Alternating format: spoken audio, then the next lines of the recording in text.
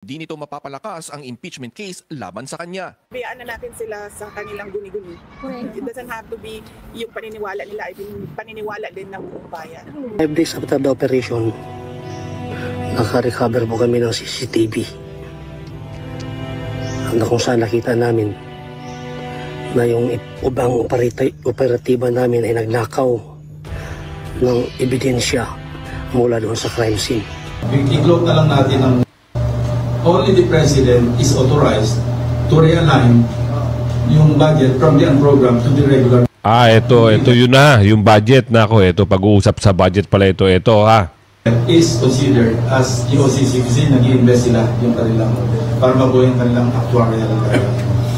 Ang fifth, foreign assisted, wala pa nagkakaroon ng doon. Mabuti na lang sa 2025, dinilit na nila yung dalawang provision. So, parang sasabi ko, parang napoprosi ko na ang magiging ruling sa PhilHealth, baka buti na katili kasi nawala na yung dalawang, hindi na magagalaw yung pera ng PhilHealth.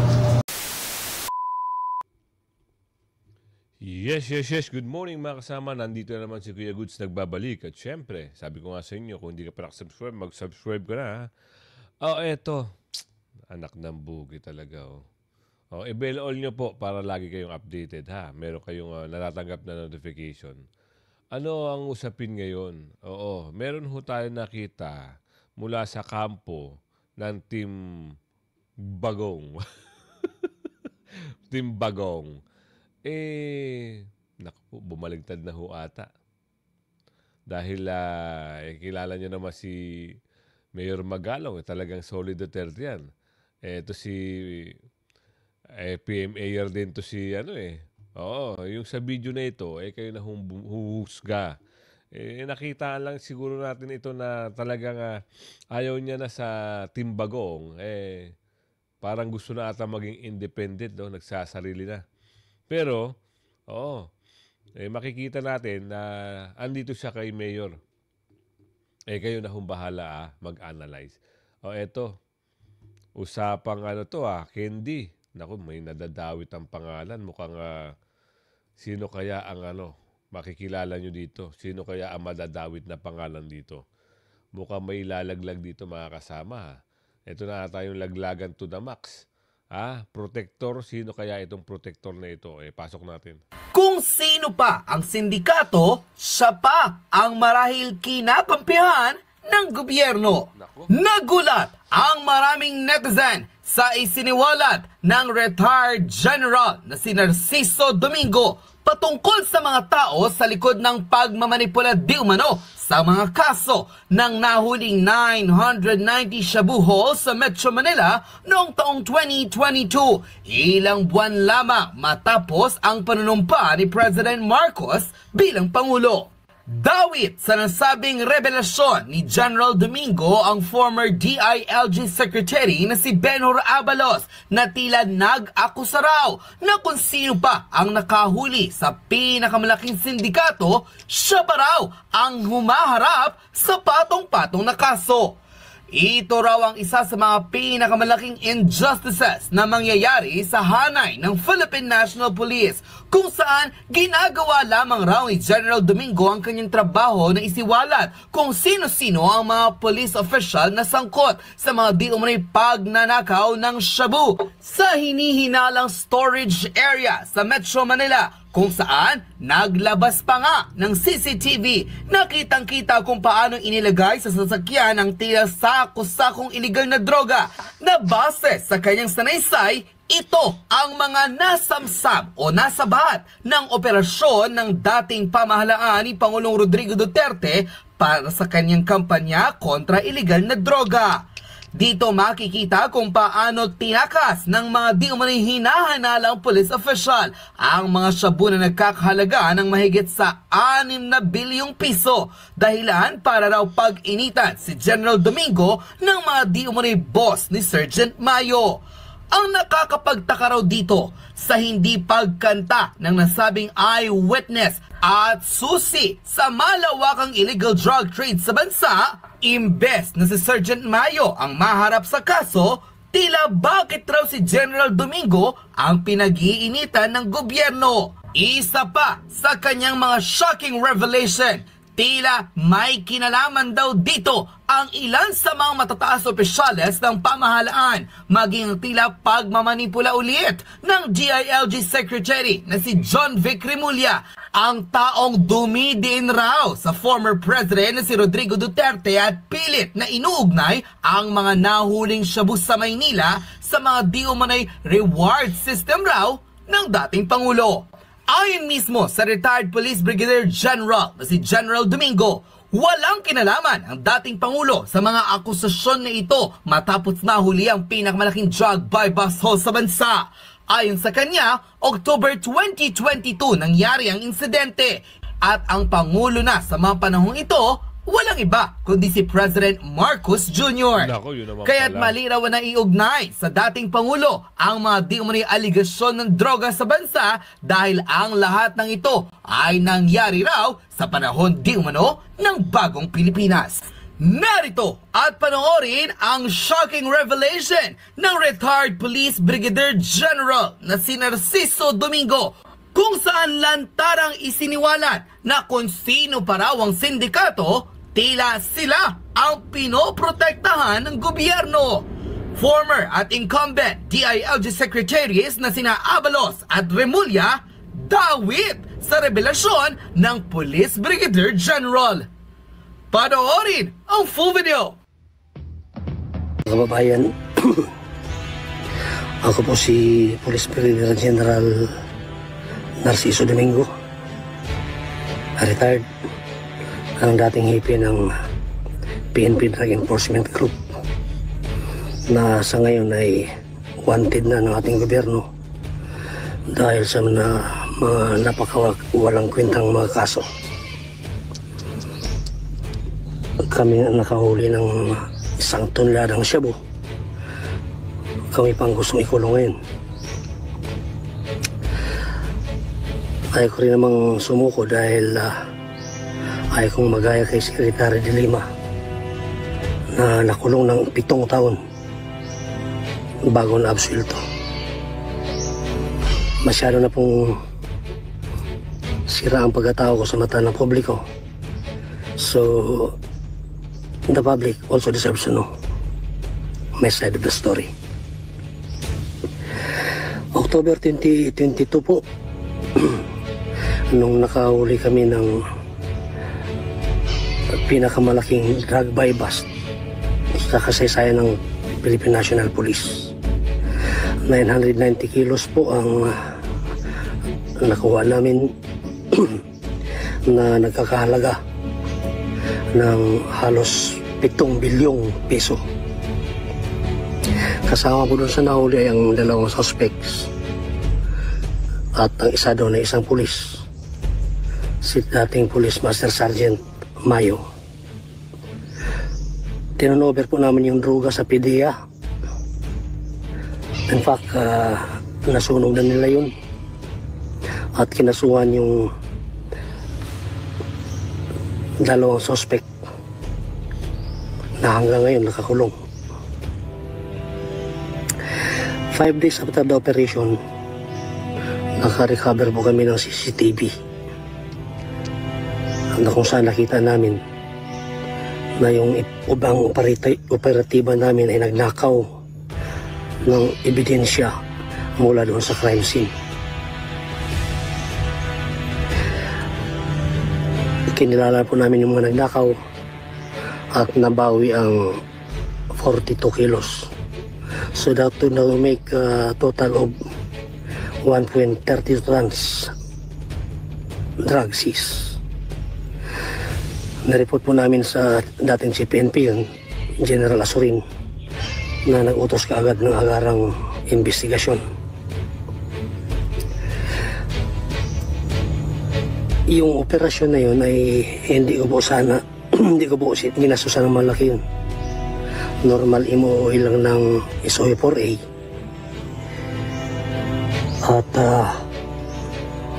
it was supposedly God's way para once and for all makilala natin yung mga drug lords sa bansa.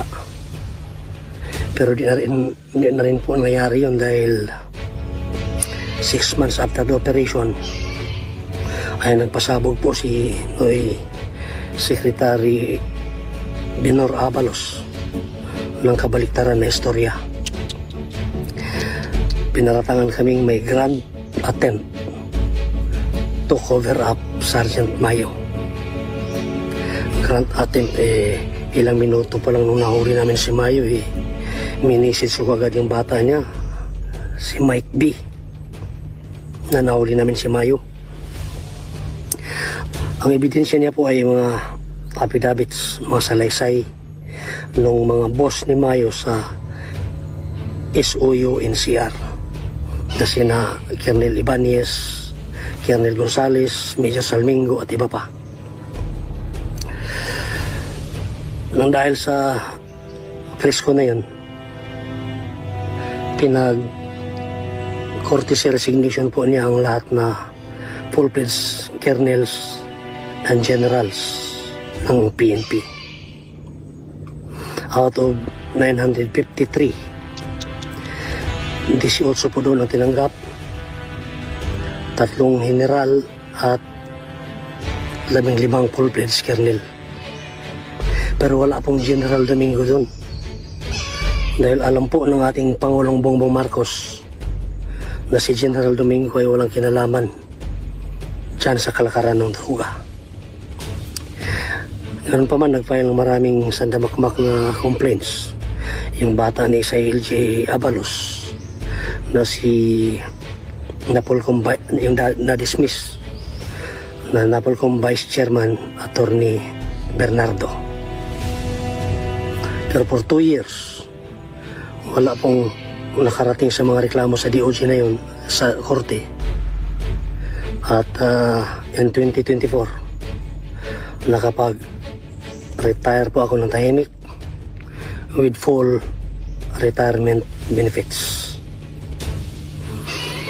Nagkapalitan po ng umupo sa DILG at sa Napolcom Vice Chair. Pumalit si Secretary John B. Cremulya at sa Napolcom si Attorney Bernabe. Isinalang ulit ng mga boss ni Mayo yung affidavit sila, yung masalaysay nila kay Secretary John Vic at kay Attorney Bernabe. Nakinagat naman kaagad nila, hook, like, and sinker. At kung noon ay ang paratang sa amin ay ni Abalos ay grand attempt to cover up Sergeant Mayo, mas tumindi pa ngayon. Ang paratang ni Secretary John Vic is grand conspiracy within the PNP.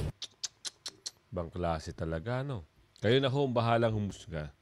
Iba kasi ang usapan pag talagang ginagamitan ng kapangyarihan.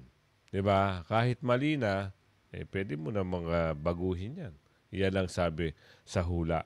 O eto, matapos traidorin ng mga lespu at mga, SAS may matinding revelasyon. Tignan natin kung ano yung revelasyon nito. Oras na may mangyaring masama sa dating Pangulo, pagsisisihan ito ng mga kapulisan, pati na rin ng mga sundalo. Ito ang naging matapang na pahayag ng well-known scholar at writer na si Sasrogando Sasot, kung saang pinatunayang illegal ang ginawa ng mga kapulisang pilit na arestuhin ang dating Pangulong si Rodrigo Duterte, kaya ito'y nasa bansang Netherlands kung saan doon lilitisin ng International Criminal Court. Sa nasabing kaso, tila nangyari ang first appearance ng dating Pangulong si Rodrigo Duterte kagabi, kung saan sinubaybayan ng taong bayan at napansin ang kanyang kahinaan.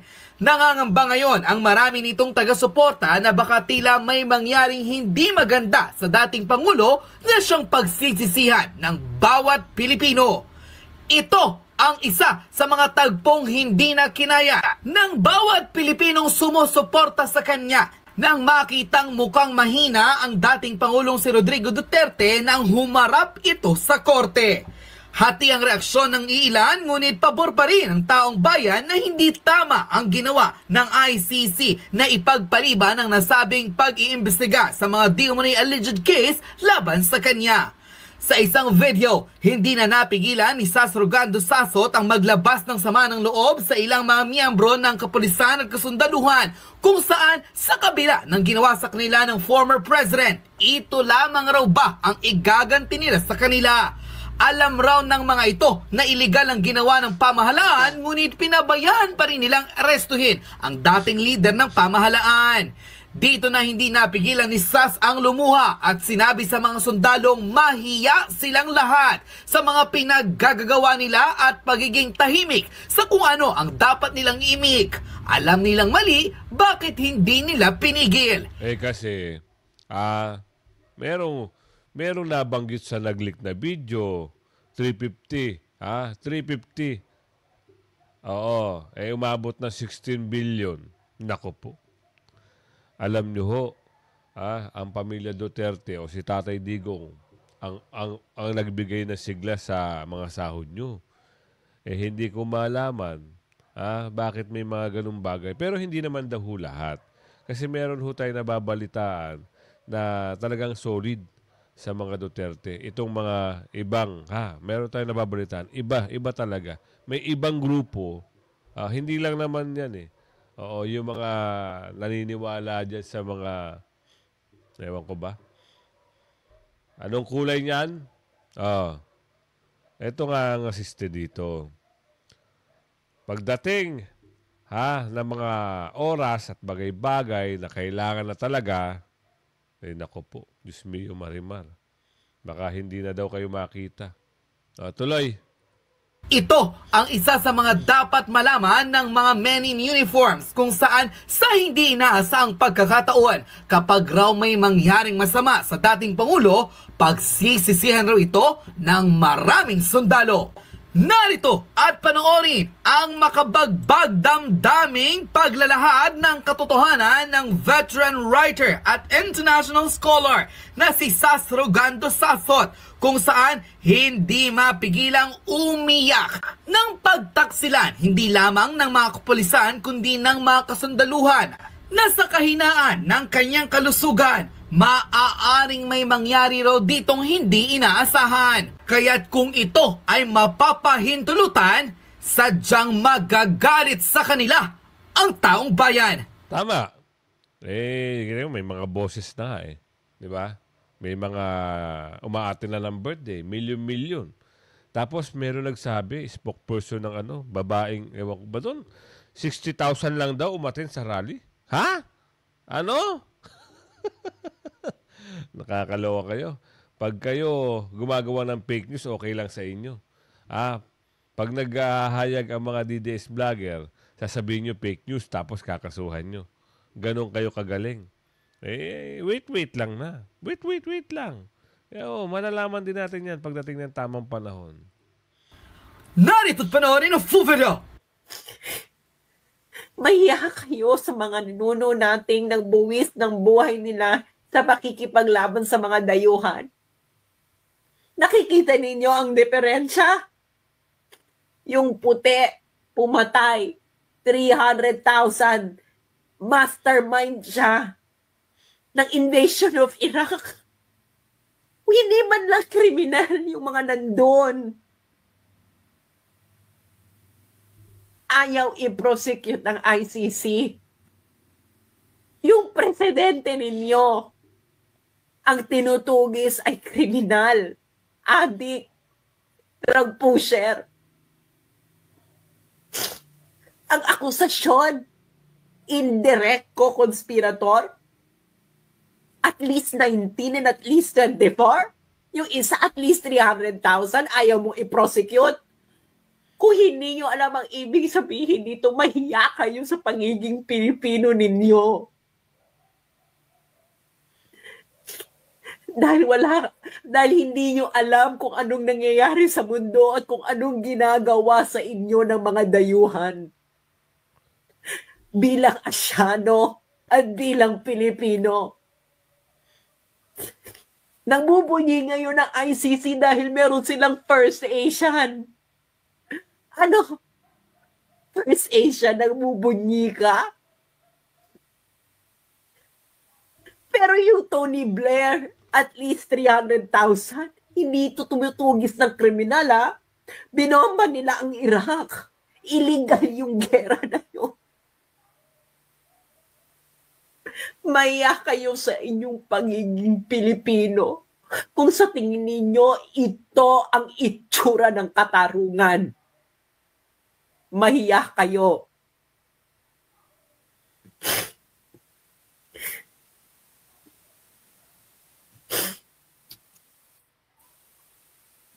Kayong mga sundalong Pilipino, mahiya kayo sa mga pagiging Pilipino ninyo, hindi kayo Pilipino.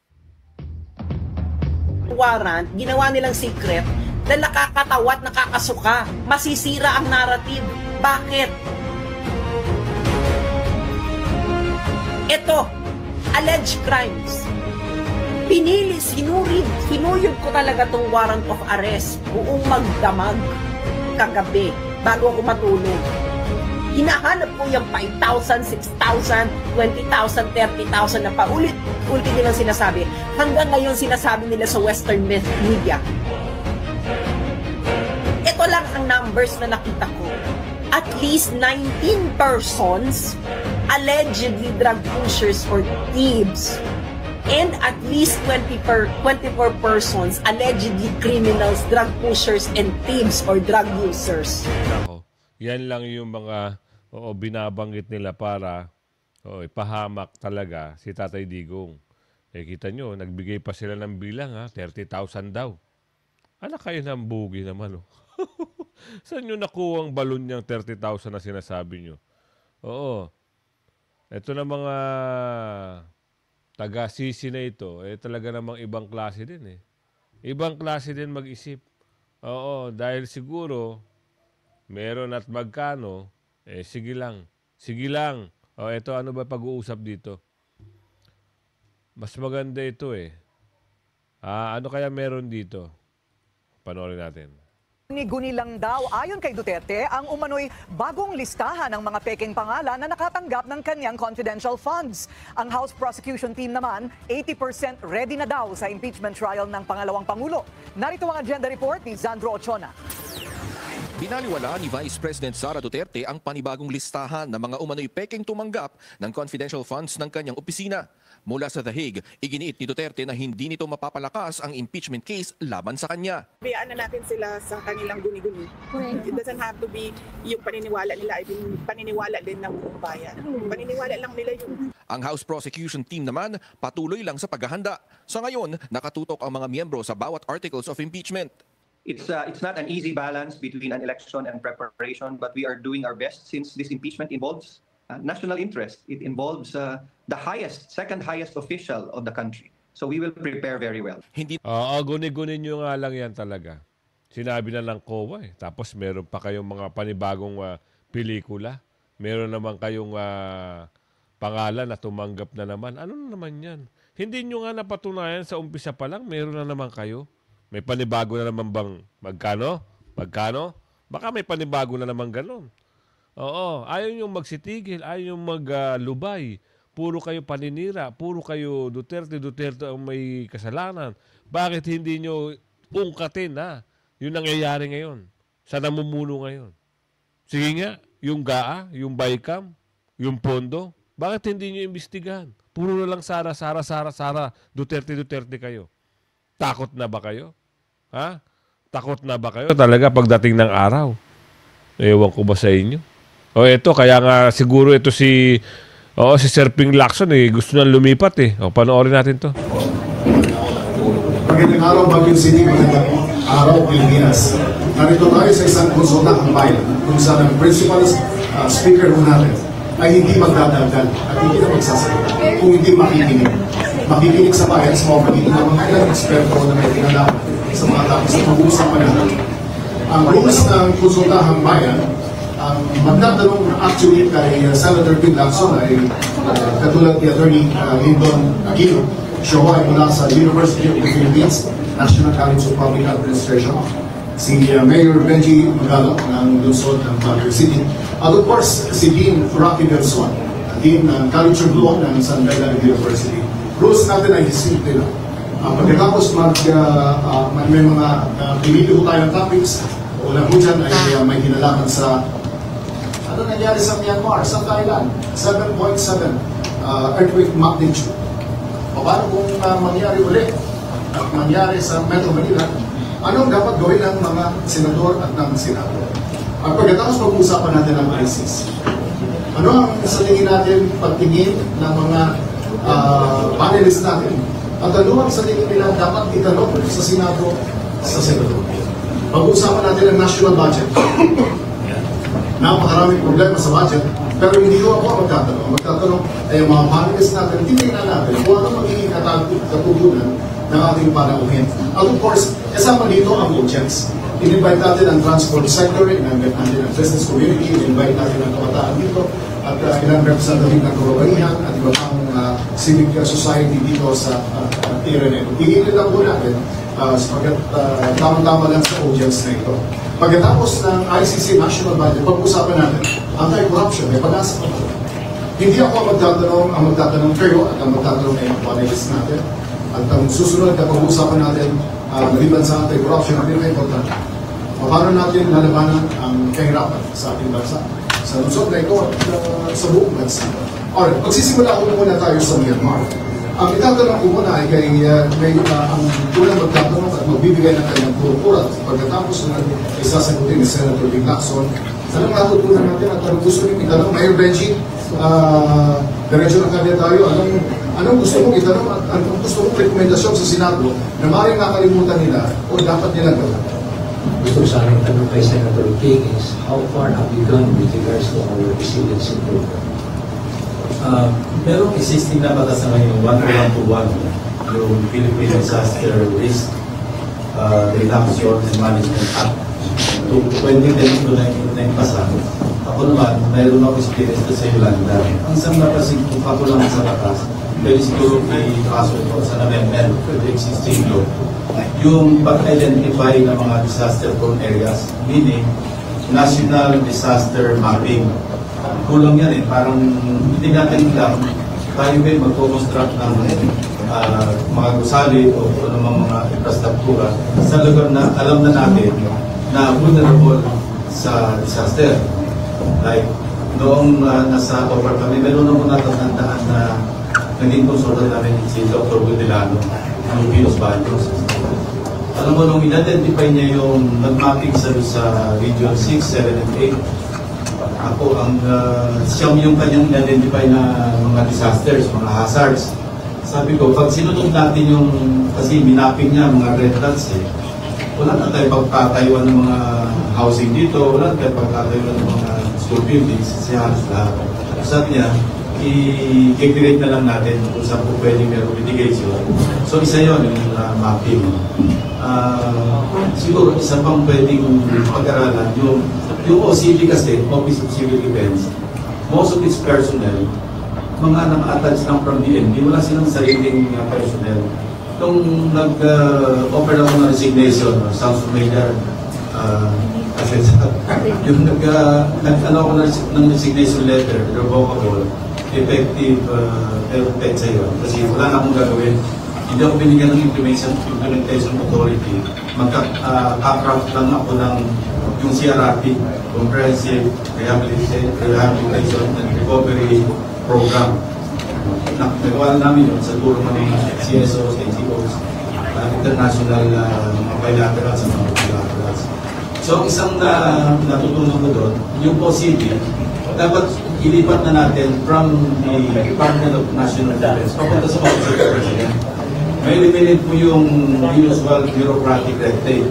Bukod pa sa, wala silang sariling personnel, napaka-ado yung kanilang ginagawa kasi mas na na-record sa DND, wala silang tao. So walang continuity yung kanilang pagtulong doon sa paggamit mga disasters, mapa-mitigation man, mapa-prevention man, o mapa-preparedness, medyo impaired yung kanilang base ng sa sarili nila. So meron na nagpano pala, Department of Resilience saka yung sa hazards.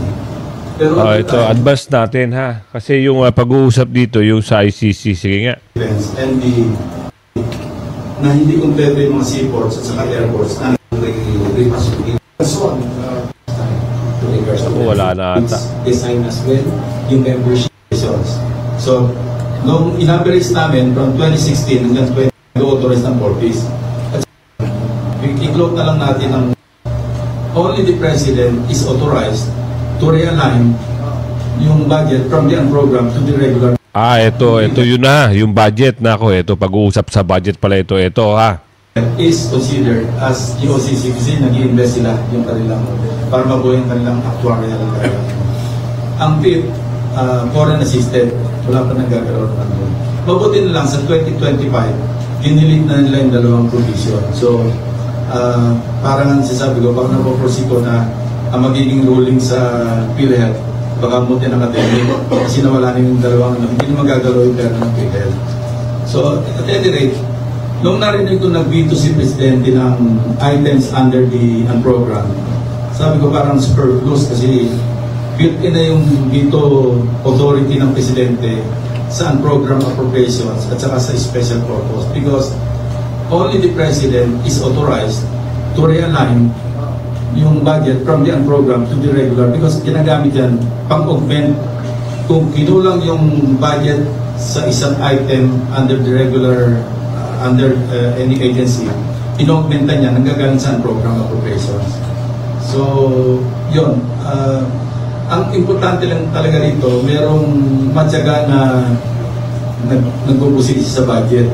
Nag-check naman kasi when I was there, hindi naman sa pagbubuhat ng sariling bangko, medyo pagka-budget deliberation na, alam nila pagka nagtatanong ako, alam nila ni-research talaga ng mga staff yun. Yan, patulungan namin noon yung sa Social Watch Philippines. Yan yung one of my original gurus pagdating sa budget. Kaya ako naging interested sa pagposisi sa budget. Sa corruption naman, alam ko na suntok sa buwan ito. Naiisip ko. Yung sa anti-political dynasty doon. Kasi mas okay yung nagbabantayan si mayor, si vice mayor, si congressman. E paano kung mayor si tatay, vice mayor si nanay, congressman yung anak? Baka ano po kaya ang tingin ninyo dito sa anti-political dynasty? Twice na po ako nag-file ng bill para ma-define yung political dynasty. Kasi nasa Constitution, pero sinasabi kailangan may enabling law. Wala namang enabling law, paano i-implement? So, di ba? Ganun lang. Ganun lang kasimple. Doon sa budget, kita nyo, sinagot ni Ping Lacson yan. Sabi ko sa inyo, abang-abang lang kayo sa ating daily upload, ha? Bibigyan ko kayo ng magandang mga update, patungkol dito sa mga issue. Kung di ka pa nakasubscribe, mag-subscribe ka na. I-like and share nyo ang video, ha? Kita nyo, parang kita natin na mabaligtad na po sila isa-isa.